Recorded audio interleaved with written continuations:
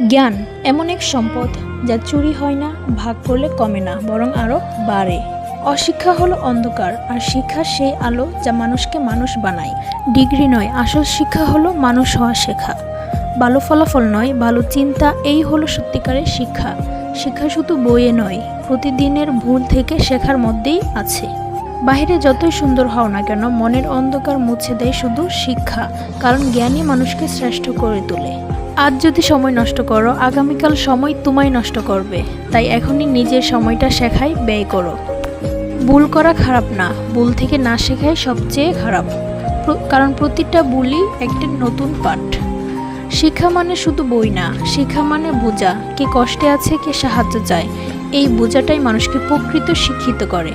শিক্ষা অন্যের জন্য নয়, নিজের জন্য, কারণ তুমি যা শিখছো আগামীকাল সেটাই তোমার পরিচয় হয়ে উঠবে।